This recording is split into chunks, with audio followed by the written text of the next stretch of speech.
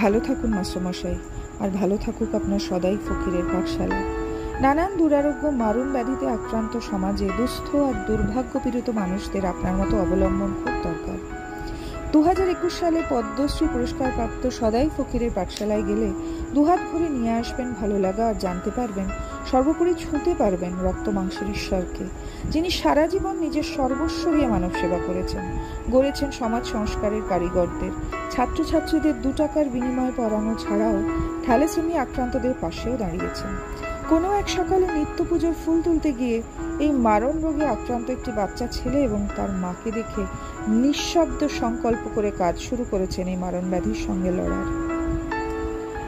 মাস্টারমশাইয়ের বাড়িতে গেলে ওনার সাধারণ জীবনযাত্রা দেখলে বুঝতেই পারবেন যে ওনার অসাধারণত্ব বা বিলাসিতা, ওনার আদর্শ, ওনার সমাজসেবার মধ্যেই লুকিয়ে আছে। তাই সবকিছু বিস্মৃতির অতলে তলিয়ে গেলেও কিছু চিরন্তন সত্যের মতন ওনার গল্প থাকবে চির বিরাজমান।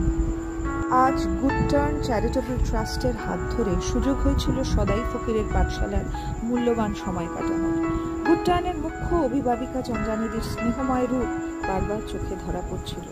তবে বলতে বাধা নেই, মুখ্য অভিভাবিকা চন্দ্রানিধি হলেও এই ট্রাস্টের আদর্শকে সফল করতে সব সদস্যরা শুভত্বকে সাথী করে সমাজ কল্যাণমূলক কাজ ও মাস্টারমশাইয়ের মতো সমাজ কল্যাণের ব্রতী মানুষদের পাশে থেকে এগিয়ে চলেছেন হাতে হাত রেখে একসাথে।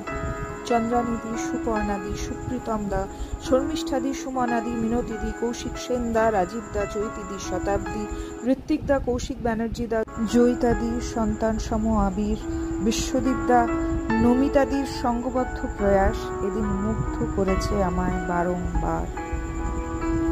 মাস্টারমশাই বাড়ির নাম আলোক তীর্থ, এর থেকে ভালো কিছু হতেই পারত না, কারণ এই বাসস্থান আজ ওনার মানবতার আলোয় উজ্জ্বল। ঈশ্বরের কাছে আপনার ও আপনার আলোক যাত্রার দীর্ঘায়ু কামনা করি। সশ্রদ্ধ প্রণাম নেবেন মাস্টারমশাই।